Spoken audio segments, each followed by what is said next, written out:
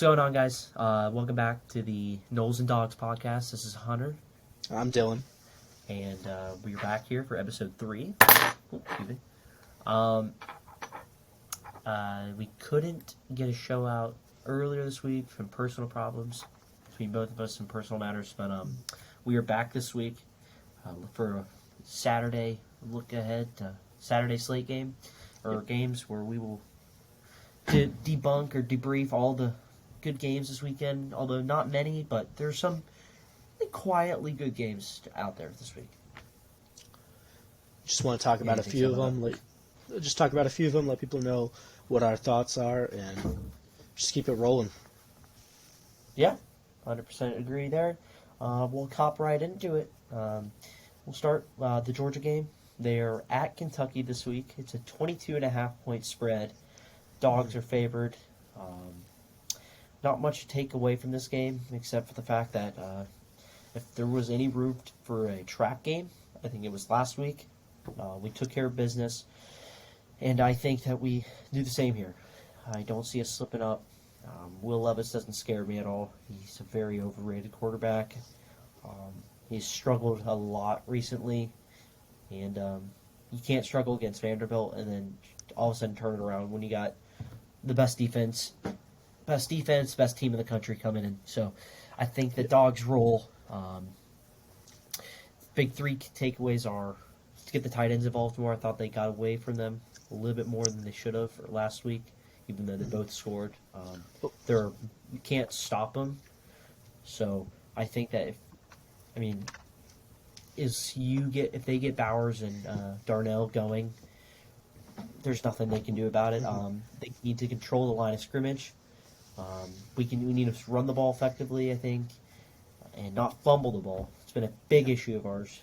There was a fumble last week that didn't get called, luckily, and we need to stop the run. That's the only way they're going to stay in the game. If they can effectively run the ball, because they're going to just try to keep us on the sidelines.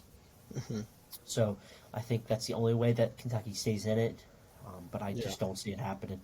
So, finally, just take the crowd out of it, jump on them early, dictate terms, and, I think Dogs roll. It's a quick, easy summary there. 37-10 is my prediction. I think we cover, and we look towards next week. We'll beat the brakes off of Tech, and we roll into the SEC title game. So that's all I got for this week. Obviously, I'll be watching. It's on CBS if anybody else is. So, yeah. Good luck to you guys. Thank you. Appreciate it. Unless you had anything to say about it, we can hop right into the Knowles. No, nothing to say. Just we're going to watch the Dogs roll. Yes, sir. All right. We're going to get straight into Florida State versus the Raging Cajuns. Game 12 o'clock noon kickoff in Doak Campbell Stadium, Tallahassee, Florida. I think, going to be straight with you guys, Florida State's going to win big. I think Florida State just matches up really, really well against Louisiana team that's with a first-year head coach after losing Billy Napier. I think they're 5-5, 3-4 in the Sun Belt play. I think Florida State is going to be a tune-up game. Get ready to play Florida at home. So I think the Noles win big. They're 24-point favorites. I think they cover. I think we see a little bit of everybody play this weekend. I think we're going to see some interesting plays. Maybe we'll see another Philly special by Florida State this week. Ooh, here we go. Here we go. Nice. Yeah. So we'll move straight into the big games of the week because we don't want to spend too much time on games that, quite frankly, we both think are going to be out of, more or less finished by the third quarter. Yes, so for sure. The only thing is, I know Kentucky's usually pretty physical, so we usually don't open things up till probably about early fourth. So, but I think we dominate from the beginning. Yeah. So that being said, we will roll into the top games of the weekend, and I will start by saying that this could have been the Pac-12's week to shine, but two slip-ups by UCLA and Oregon have really kind of I don't know what the word would be, to have kind of brought them back down to earth a little bit as far as like the expectations of this could be a huge weekend as far as Pac-12 standings go in the Pac-12 title race as far and college football playoff. So Oregon obviously lost last week. You know, a game that you could say they shouldn't have lost, but they did to a good Washington team. Michael Penix is playing really well this year, so there's nothing to be. I mean, it was at home, so I mean you could say that, but you know, they can still win out. I think they can still make it to the Pac-12 title game. So there's that, and then UCLA could have been a battle in the LA against one-loss teams. Mm-hmm. Also, battle for a playoff spot. I think more for USC, more as for UCLA, but UCLA drops one to Arizona. So, but not saying that this isn't still a big weekend because it is, but not as big as it could have been. We'll just put it out. So, but we will start. Let's go with. We'll start in LA because that game's actually kicked off the first. USC is ranked 7th in the country. Yep. They will take the short trip to Pasadena to take on the I want to say they are number 16, and the 8-2 UCLA Bruins, where first time in a long time, both these two teams are playing this year and are good. Yep. Ranked in the top 25 and looking at possibly winning the Pac-12, going to the Rose Bowl. Yeah. Both teams, actually, UCLA not anymore, but still a lot to play for both these teams. USC has everything to play for still as far as college football, like playoff spots, as far as making it to winning the Pac-12. A lot to play for here. What are your big keys from this game? Or big questions want to be answered? Big questions are going to be, so USC is down their starting running back for the rest of the season in Travis Dye. So the real question is going to be for an offense that has been extremely balanced in its game plan, how are they going to respond to losing their best running back this late into the season too without much time to game plan? Yeah. I think that I still think USC wins this game because I think Caleb Williams is that good that he could put the team on his back. They're going to be playing in the Rose Bowl, but let's be frank here. It's going to be a neutral site game. Quite frankly, it's going to be 50% Bruins, 50% Trojans. It's not going to be a giant, blue stadium. It's going to be red and blue. So I think USC is a more talented team. I think USC is a team that they're going to want this more because they know what's in front of them. Yeah. And quite frankly, I think USC wins this game. I'm pretty sure UCLA is favored, though. I just checked. USC is favored. USC is favored? Okay. They're a 2-point favorite. The over-under is at 76.5. So if you're a fan of it. Possible. I don't know. I thought TCU and Texas were hitting the over last week, and I regretted that one big time. I will say the two things, actually. Did you see that it said sold out? Huh? I did see it was sold out. I saw that it was sold out. So it's funny. The funny thing is so it sold out at 70,000, like, I can't remember the exact number, 70,000 or so. But the Rose Bowl holds 90,000 people. So they have most of the stadium it's tarped off. Yeah, it's been like that all year. So just the funny thing there.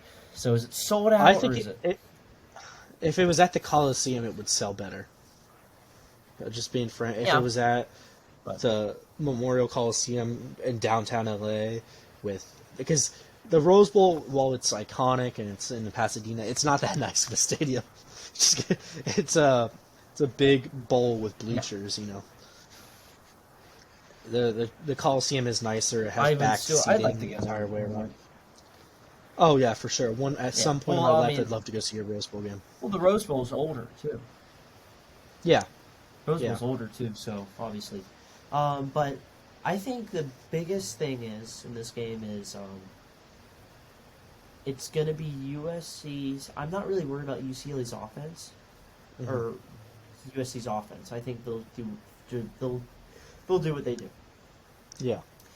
I'm more interested in seeing that their defense versus UCLA's offense. Because UCLA has a guy named Zach Charbonnet, if I'm pronouncing that wrong, I apologize. Very good. And the backfield, and he is an absolute workhorse. I mean, he will dictate terms. If you want to see what he can do, turn on the Utah game, where he completely took over that game and pretty much was the reason why Utah lost. And DTR played very well, too. But, excuse me, USC's defense is not very good. This is your classic Lincoln Riley team. This is a team that ranks 4th in the country, I believe, in total points, and ranks 103rd in defense, in scoring defense. Yeah. So they're giving up their points. But what we saw, though, that when a team is able to control the line of scrimmage and score stride for stride with them, they lost. And it didn't take like a bunch of stops either. It just took enough stops to beat them. You watch the Utah game. It took enough stops and then for them to just get in, obviously the 2-point conversion. But I think that's going to be a big teller early. If Charbonnet and DTR get going early, look out. USC might be in trouble because of Caleb Williams. And I want to see, can they establish the run game? Because I don't know, is Jordan Addison healthy still? Because I know he had been out. I don't know, but Mario Williams is back. So, okay. But I will say it's going to be interesting to see, and you're going to tell early, I think, in the game. Because Vegas is saying there's going to be a lot of points being scored. So I just think you're going to know early if UCLA goes out and just runs it right down their throat. Just rolls it like first 3 drives, and USC is like, what the heck just hit us, you know? It's going to be interesting to see how they respond. So that's what I think. I think Caleb Williams is going to play well. I think DTR is going to play well. I think whatever defense can hold up the most. I think this is almost like a bend, don't break sort of game for both teams. Because UCLA's defense isn't as, and I keep crapping on USC's defense. I don't think UCLA's defense isn't entirely better. I mean, they do struggle with mobile quarterbacks, and that's what and Arizona was able to do that last week. So it'll be interesting. I think it's a bend don't break game for the defenses, and which defense inevitably does break. Yeah, and it can often take advantage of that. So all I have to add is that I just checked. Jordan Addison says he's back. So we'll see what that means, but yeah, I think it comes down to this. I think if UCLA can go stride for stride with USC, I think it comes down to the wire which team makes plays at the very end of the game. But if USC's defense does what they do in big spots, which is they do turn the ball over, they can create turnovers, they can create pressure. They're just not good at stopping yards.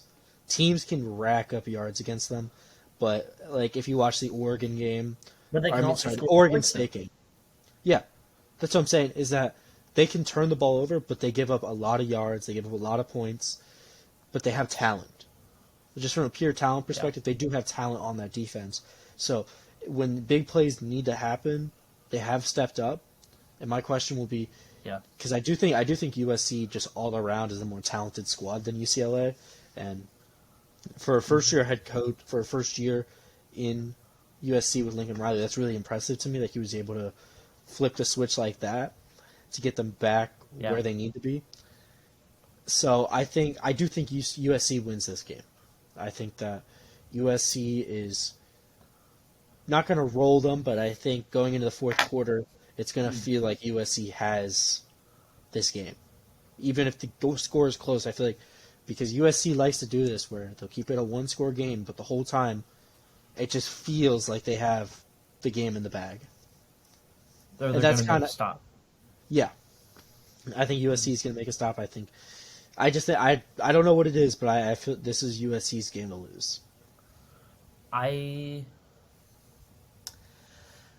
want to say USC's going to win. I do. I think they do, actually. I don't know. I would not be betting on this game. Hmm. I would stay away from it because you are a. I don't know. I just because if UCLA is able to just dictate terms, it's going to be a long day. Yeah. Because we've seen UCLA can put up points too, so it's not like, Hmm. and they're going to against this USC team that's defense is not good. So I want it's just going to be a good game. I think it's going to be a very close game. I think it's a one-score game at the end of this. But I would take USC to win. What do you think final score is though? I think we're like a 45-44 type of game. I think it's going to be high scoring. I So you think I'm gonna be UCLA covers though? yeah. UCLA covers. Yeah. I do think UCLA Think so? covers. Yeah. I think USC does cover. I think it's like a 48-45 game. I think like game winning. It might be like a game winning kick, field goal. Yeah. So, yeah. But I'm from that, we'll bounce off from that game to a game that's is going to take place right after that, just north of them in Eugene, Oregon, where the I don't know about just north. 10th ranked, I believe, Utah. Yes, yeah, 10th ranked. Yeah, they're 10th. What was that? They are number 10. Yep. 10th ranked Utah will hit the road and will take on the 12th ranked Oregon Ducks. Now, Oregon was a couple plays last week away from winning that game. It was a weird ending, but like it'll be interesting to see how they respond after really having their playoff dreams, crushed. There's been reports that Bo Nix doesn't play. I've heard that. So that's big because if he doesn't play, I think Utah goes and wins. But Autzen Stadium's always a crazy place to play. It'll be interesting to see how first-year coach Dan Lanning gets the team to, respond. I think it's the big word: respond, bounce back. Because right now I think this Utah team, they have a lot to play for still. They only have one conference loss still. Because their other loss was to Florida. Yeah. They can still win out, go to the Rose Bowl, and take care of business there. Right now, and I think if Bo Nix isn't playing, I would take Utah to possibly win this game outright. I think that Utah can play with Oregon. They crushed them last year twice. Let's not forget either. So, and I think that was a big question I think we had coming in. We talked about it a little bit before the show, as if Oregon get over the hump of Utah. Yeah. So it'll be interesting to see. And it's a 10:30 game. I think it's on ESPN. So can they get over that hump? We'll see. Do you want to start talking about it? I'm going to look up see if the status of Bo Nix. Yeah. So all I really wanted to talk about was, can Dan Lanning and his first year overcome that Utah hump? It's been Oregon's problem for years now, more or less since Willie Taggart was the head coach in 2017, where they just cannot seem to beat Utah. No matter what they do, no matter how hard they play, Utah always has their number. They beat them twice last year. They more or less drove Mario Cristobal out of town. For a lack of a better word of describing it, he could not, even with how much talent he was bringing to Eugene, he could not beat Utah. So, if Dan Lanning, a coach who really does focus on defense and physical football, can he compete with Utah? And if they can beat Utah, I mean, sky's the limit for that program. Like, after this year, I mean, you can't say there's something that they can't do or they can't overcome, or they're just not in that conversation. They're right there. They're right back to where they were in 2013-14 with Chip Kelly. Yeah. I did just see his status is still unclear going into this Sunday. So if he would not, or Saturday, excuse me, if he can't start, it'll be Ty Thompson, the true freshman, getting to start. I don't know if I like that. If he does start, it'll be interesting to see how they call the game for him, because it looked like when he came in, it was very conservative. Yep. So it'll be interesting to see there. We still got tomorrow pretty much all day, because that's not until that's the late game. Excuse me, I can't talk tonight. Mm-hmm. But one quick thing to add, aside from this game, the Oregon seems like curse just lives on, where they just can't get over the hump. Yep. Of just, there's always the slip-up game that shouldn't happen, that does. It was this year, it was Washington. Last year, it was Stanford. Remember, they went to Stanford. They were like a 3.5 touchdown favorite or something stupid like that. Lost. Year before that, it was Arizona State. They just continuously get to the spot, and then they can't break the door down. And I don't know what it is, because it's happened now. It's now happened with Lanning. It happened with Cristobal. Yep. It happened probably with Willie Taggart, and it happened with Chip Kelly. Yep.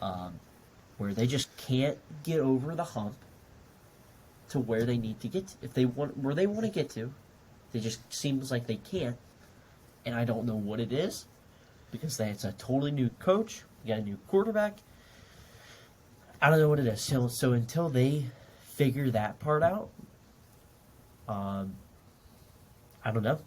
You're just going to continuously, we're going to hype them up, and then they're going to slip up against a team they shouldn't, and they're going to fall right back down to where they need to be. Yep. But what do you think? All right, what do we think in this game then? I'm conflicted here, because I think if Bo Nix does not play, I don't think this is close. I think Utah just beats this team outright. Utah's a favorite right now. They're a 2-point favorite. And I understand why, because Utah has had this team's number for years now. They can't beat Utah. So No. Because of the Bo Nix uncertainty, I'm probably going to go Utah on this. I think we're going to see a Utah-USC rematch in the Pac-12 championship. That's where I'm leaning right now. I could see this game going anyway. These are two very close games this weekend in the Pac-12. And I think the biggest key is, again, I think it's going to be with Bo Nix. Even if he does play, how effective is he going to be? Yeah. And if he doesn't, how effective is Ty Thompson going to be against a pretty good Utah defense? Now, I will say Utah's defense does give up some yards, and if you can find a way to establish the run game on them, because they have shown they can give up some running yards. So, if they can do that, they might have a shot, because it might take some pressure off of Ty Thompson if he does play. But if he is playing, I think that this Utah team, I think, is playing good right now, and they still have a bunch to play for too. Even if they're not playing for a national title, they still have a lot to play for. They still are trying to defend their Pac-12 crown, and still have. And they do that, they have to you could say some unfinished business in the Rose Bowl, as they kind of let that one last year slip away. So I'm going to take Utah too. I would not be surprised maybe if I take the points while it's still a little low. If you were going to bet this game. Do it before the Bo Nix stuff comes out, because I would not be surprised if that game, although it might drop down a little more too. So, but I would take Utah to win. I think it's I want to say it's like a 35, like a 35, 24, 27 game. I think Utah wins outright. So. Yeah. So I agree with you. I agree with you 100% there. Perfect. All right. We will move now to. We'll call it. I know we had it written down as something else, but we'll go on to just now some.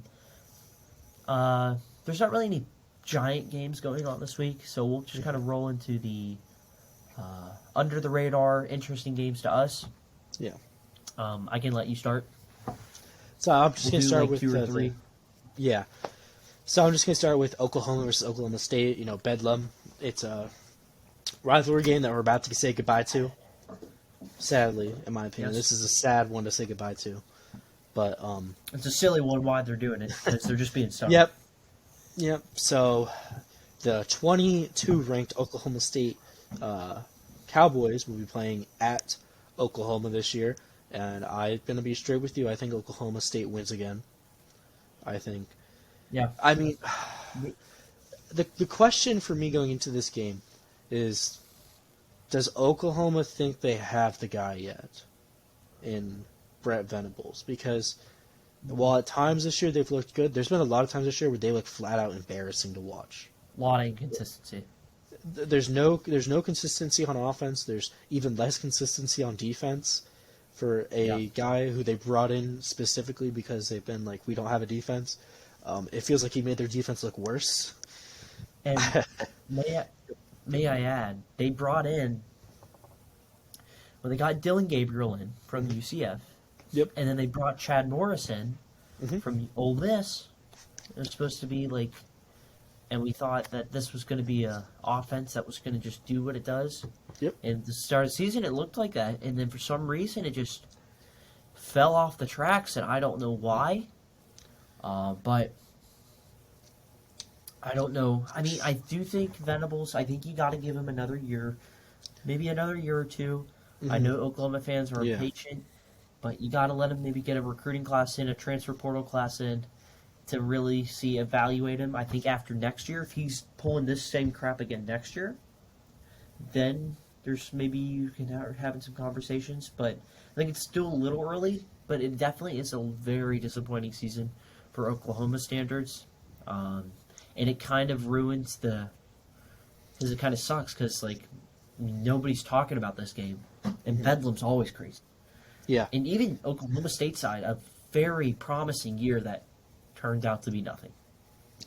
Injuries had a big part. Injuries had a big problem with or part with that, but you gotta overcome it probably. Is that? Yeah.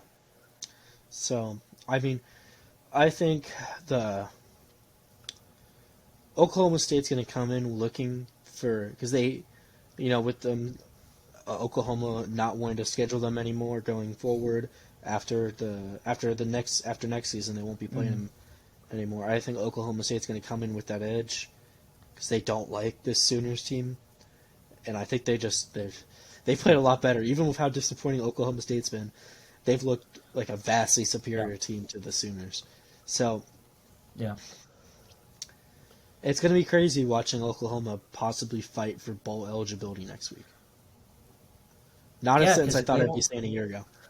Yeah, because if they don't win this week, because they're 5-5 right now, so they're still in a shot this week where they can win and then move on to bowl eligibility. But I don't know, because it's just because, I mean, you could also say, how are they going to respond? Are they even going to care?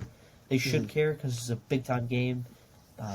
These two teams do not like each other, and it runs even above football through like politics, government. Like those people, like politicians in Oklahoma, do not like each other. So you got to pick a side. This game's usually wild. I think it is a close game. I think it's a lower scoring game possibly than people maybe think it is. Because I don't think these are two offenses that are exactly going to light up the world. I do think points are going to get scored, but again, I don't think it's going to be like a crazy number like we've seen sometimes in the past. I think Oklahoma State does win. Me too. I think it's very close. I want to see what the line is.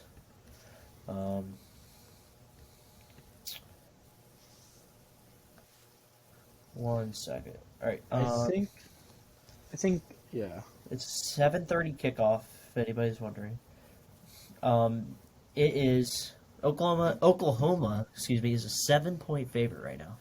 So, crazy. I think Oklahoma State's going to win. Me too. I think Oklahoma State's going to win. So, I think Oklahoma State still has a chance to make it to the Big 12 title game too. They do. They need a bunch of crap ahead of them to kind of because they're third. Happen. Yeah, but they need third in the Big 12. Kansas State to lose. They need Kansas State to lose, and That should be think- it. Because they have the tiebreaker over Baylor and Texas. That's that's it. true. So So they Maybe- just need to watch. Let me just double check real quick. yeah. Oh, excuse me. Yeah, but that's all I really have on this game. I think Oklahoma State wins. You good from this one? Yeah, Huh? we're good. I see. Yeah, we're good. You are good. Yeah, we're good. So, all right. So I'm gonna move on to my game. Mhm. I'm gonna choose, or my game that lost a little bit of its luster. The Michigan-Illinois game this weekend. Yeah, Illinois is at Michigan. It's an Illinois team that has lost, I think, 2 straight. They're going into the big house. It's a noon kickoff.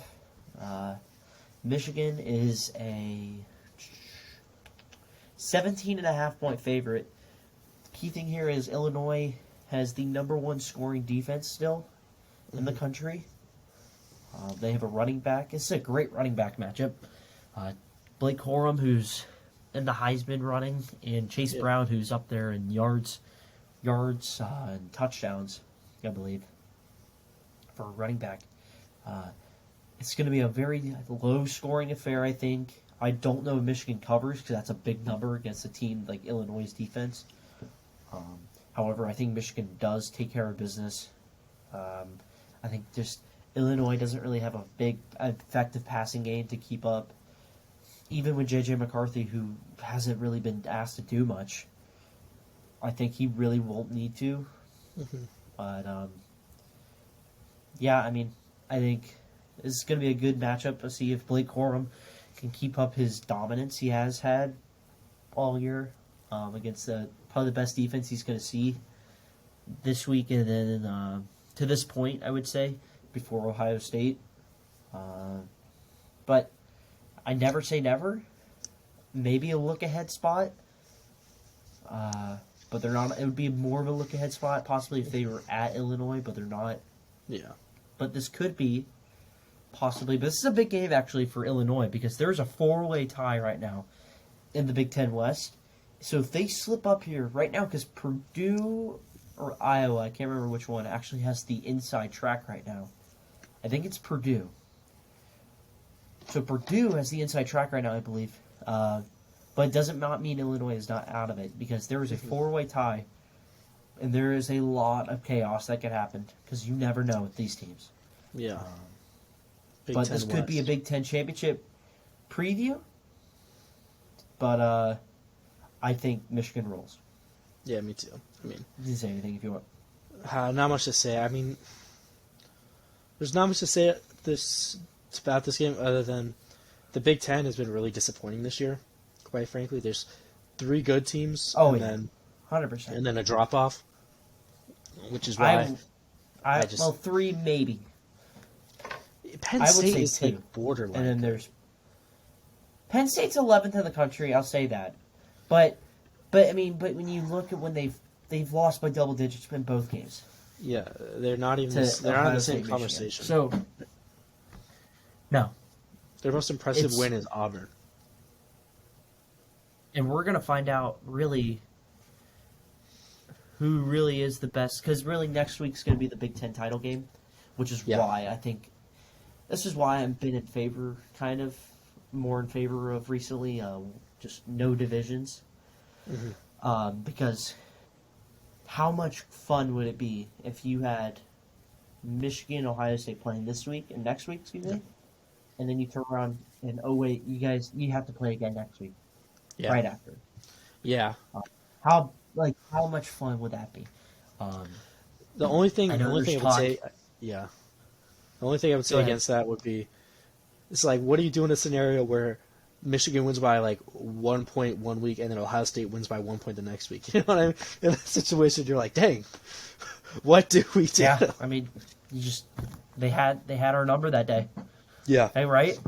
They just had our number that day. But Yeah, I it's like, will say, I know I saw there was talks from Greg Sankey, who's the SEC commissioner, about possibly introducing when I think Texas and Oklahoma come in, possibly introducing one division or yeah, no divisions instead of the pod system that they were going to run with.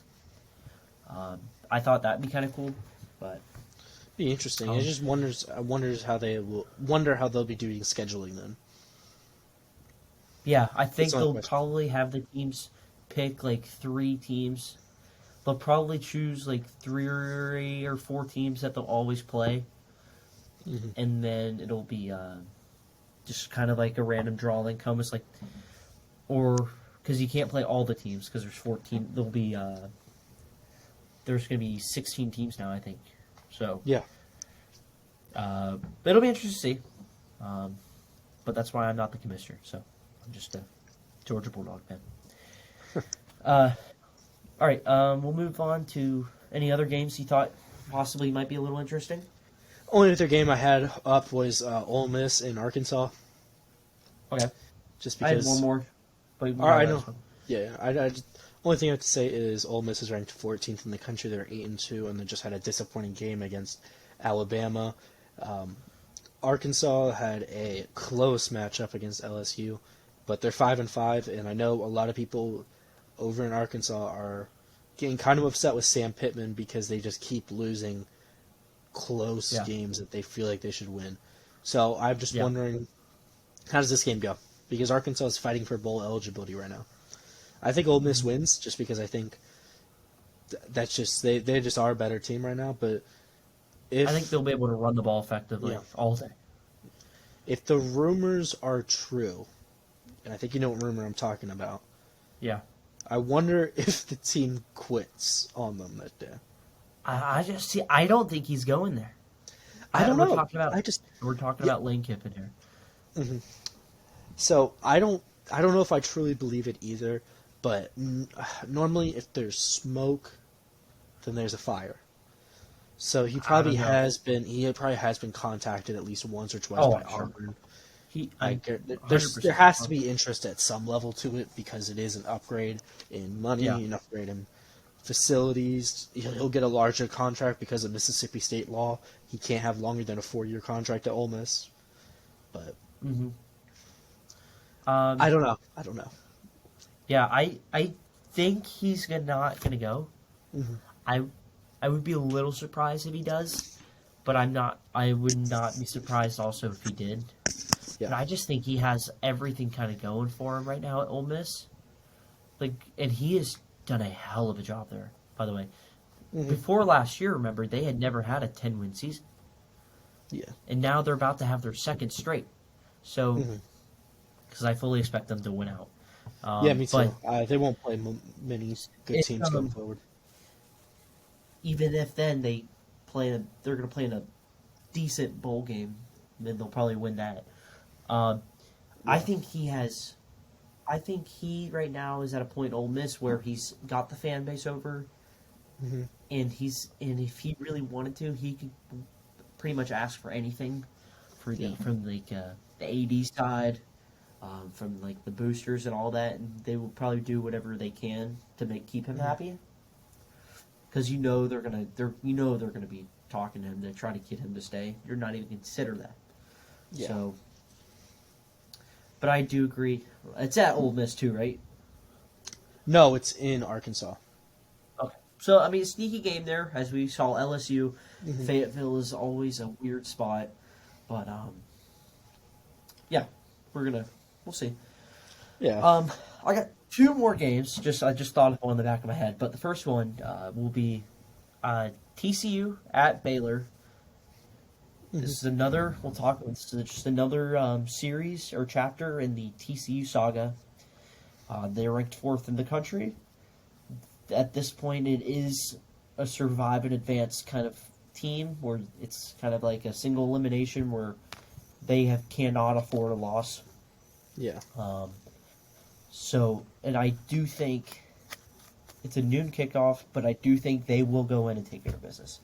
I think Max Duggan and that TCU, I think that defense especially woke up last week big statement last week at Texas when everyone kind of thought Texas was going to take care of business against them. They controlled the running. They controlled Texas's offense, and then they dictated the line of scrimmage, and Max Duggan made plays when he needed to. So I do think that they're going to roll. I think they do too. I think. Yeah. Only thing is, I think it will be close. I think it will be a close game because Baylor is a quality squad, and it's in Waco. Yeah. So I don't know. I'll think it will be close. Yeah. That's it. Christian schools go out to get against each other. Always fun. Right. Did you have any other games? I just had one more, quick little, just fun one for fun. No, I don't. To be honest. Yeah, this is just one of those wacky weeks where it's just not a whole lot of enticing stuff. Yeah. I just had a quick little nugget. Buffalo, the University of Buffalo, plays this weekend. And for folks that are aware, there is a giant snowstorm happening right now in Buffalo, New York, where the Buffalo Bills game was canceled or moved to Detroit. And what's funny is, as of right now, there's probably close to 5 feet of snow in Buffalo right now. But where the Bills Stadium is, they're north. Or they're south, excuse me. They're north. I want to say, yeah. So that means they're closer to lake, so they're getting all the snow. Yep. But on Saturday, Buffalo, the Bulls are playing. They're getting snow, but they're not getting as much. So that game is still going on, as crazy as that sounds. So not even probably close, maybe not even 200 miles apart. I don't know how far the distance is between the two, the venues. But you have one team playing on Saturday and one team that's not playing on Sunday in New York. So, cool little thing there. I was not aware of that until today, that Buffalo game is still on as of right now. So, that'll be fun to see. But, man, I know this is a college football podcast, but what could have been? What could have been? Yeah, it would have been a fun game to see. But, yeah. I want to see how far away they are. Move on now. It's a 41-minute drive. Oh, yeah. Let's look up. I'm looking at it right now. So it's 20 miles 41 apart. minutes. They're 20 miles apart. So jeez, I was way 20 off. miles. Yeah, so you got 20 one team that's playing. Mm-hmm. So you got one team that's playing on Saturday at their home stadium in Buffalo, and the other one's not. So that's kind of funny. That is kind of pretty funny, actually. It says it's an 8-hour bus drive from Oh, that's brutal. Well, I saw that they were moving all commercial transportation and stuff off the highway. They were rerouting them and stuff. Yeah, it's bad up there. So Pretty I don't know what else you have to say. Other thing, I just got a notification that Taylor Heineke got in trouble for drinking on a plane. Funny stuff. Did you see that? Yeah. That's it. That's Heineken for you. Yeah. So I've been not much else to say. I've been really focused on MLB free agency. I don't know how much you're keeping up with that. This is college football, but I have been a little bit. General. Yeah. Dodgers tendered Cody Bellinger. Hey, now they're interested in Kevin Kiermaier too. Yeah, I saw that. Oh, we can also, I guess, we can talk about since we kind of got through the slate. We can talk about, since we did miss earlier this week, we can talk a little run through a recap of the playoff rankings. Yeah, if you want. Yeah. I think we should just go through all 25. Let's just run through all 25. How do we feel about their spots? Just because, let's just go through it real quick because we didn't have a full show for it. Okay. Yeah. Yeah. Do you want to run through them or you want me to? We'll just go back and forth. So number 1 is going to be the Georgia Bulldogs. I think we both agree that's exactly where they should be. I think let's just run through them all, and then we'll kind of pick and choose whatever we think possibly, and then scenarios. So Yeah, like Dylan said, Georgia's 1, Ohio State 2. Do you want to go on? Yeah, it's the Michigan number 3. Number 4, we got TCU. 5 is going to be Tennessee. 6, LSU. 7, USC. 8, we got Alabama. 9, Clemson. 10, Utah. 11, Penn State. 12 is Oregon. 13 is North Carolina. 14 is Ole Miss. 15, we got Kansas State. 16, UCLA. 17, Washington. 18, Notre Dame. 19, Florida State. 20, UCF. 21, Tulane. 22, Oklahoma State. 23, Oregon State. 24, NC State.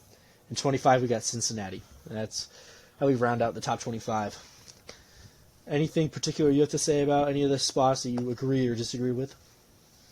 I would say my biggest takeaways are I was a little interested, a little surprised to see that LSU did in fact jump USC, and that my biggest thing is North Carolina not being in the top 10 yet is kind of funny at this point. I mean, how can you not have a 9-1 North Carolina team not in the top 10? Right? Yeah. Why is three lost teams, or excuse me, 4 of the next 5 teams ahead of them are 2 losses? That that doesn't make sense. I don't understand it. They're 9-1. How can you not put them ahead of an Oregon team that just lost? But it includes, now since they're really out of it, a 46-point loss. You include a Penn State team that's got blown out twice. You include a Utah team. I'm sorry, a Utah team that's playing well, but lost to Florida.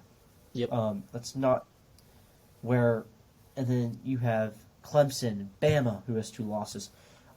They have to be at least 10 or 9. I mean, they should be right there with Clemson. They should be they need to be 9, 10. 11, 10 or 11. Put them right there. There's no reason why they shouldn't be. They should still be at 13. They should be respected. That doesn't make sense. They're not being There's respected. no respect. There's no respect at all. Drake May, who should be winning the Heisman this year, is not. Yeah. He should be the favorite. They have been disrespected all year, and it just keeps blowing my mind that they're not ranked higher than where they are. It's just shocking. It's just shocking to me. It's wild. Keep an eye on UCF, Tulane, and Cincy. Remember, the highest ranked group of 5 goes to the group of 6. So UCF, who won past week against Tulane, right now would be that team. That's all I have. Yes. So that's all I have. What are your takeaways? Only takeaways I would have is going to be 15. We have Kansas State, which I feel like is really high for a 7-3 team at 15. They're over UCLA. They're over Washington. They're over UCF. I feel like that's really high for Kansas State. Just saying. I mean, especially since UCLA is 8-2 with wins against Utah. You know what I mean? Yeah, that's a 100%. really good win. And Washington, who just beat Oregon. For sure. 100% agree. I will say playoff scenarios, my only big one is what going down league looking maybe after this week. We'll talk about it more after our show, after the rankings come out. What are they going to do hypothetically, if Tennessee and USC are stacked up with each other? What's going to happen if Ohio State loses and doesn't go to the Big Ten title game? How's all that going to sort out? And I can't wait for it. So, I mean, that's all I have right there. Yeah, not much else to say. I just think if I was to make a prediction right now, I think the college football playoff is going to be 1 Georgia, 2 Michigan, 3 TCU, and number 4, I think it's going to be USC. I think USC is going to be able to jump the teams ahead of them. I can see that too. Yeah. Just because I think by the way, winning the Pac-12 is going to mean something when they do it. By the way, I would take TCU to beat Michigan. I think that's a good matchup. Here's why. Mm-hmm. I think what you saw from TCU this past weekend Mm-hmm. was showing, hey, we can stop an elite running back. Yeah. Because they held Bijan Robinson in check. He didn't do anything. No. Now, I'm not saying that wasn't Michigan's O-line, but we have yet to see J.J. McCarthy throw the ball or depend on him to throw the ball. And you're going to find out real quick next week against Ohio State, at Ohio State. But what's going to happen if TCU starts putting points up is, are they going to be able to respond? Because you saw it last year with Cade McNamara. They weren't. Yeah. So that's going to be. I would not be shocked if TCU won that game if they ended up playing down the road. So, yeah, we're going to find out more about it, and we'll talk about it more going down the road in future episodes as we get closer to the official rankings on that after conference title week. So, we'll move down to unless you had anything else to say. Nope. I think we've gone through everything I really wanted to get out this week. Yeah. Just I'll say a quick couple best bets that I would roll to. I'm gonna say I take Georgia in the points. Florida minus 14 at Vandy. I would take that. If you want to dabble in Florida State, be my guest. Oklahoma State, I would hammer the +7 right now. And my final one would probably be possibly Utah -2. Yeah. But other than that, I got nothing else. Hopefully we all have a good weekend. Hopefully our teams win. Yeah. Yeah. Should be a good weekend of football. I love football in general. So, Me too. I'm excited for a good weekend. Just to sit back, relax, watch some good games. Yeah, for sure. So hopefully, and then we'll be coming out probably Sunday, like we did last week with our reaction vid, and so and we'll roll right into the holidays and rivalry week, and before you know it, it'll be college ball playoff. Before we know it, it's crazy how fast it goes. But that's all I got today. Unless you had any more final thoughts before we end the show. Nope. I don't got anything else to add. Just excited for this weekend, and go Noles. Yes, sir. Go Dogs. And just as in the name, this is the Knowles and Dogs podcast. I'm Hunter. I'm Dylan. And we are signing off. We'll see you next time. All right. See you guys on Sunday.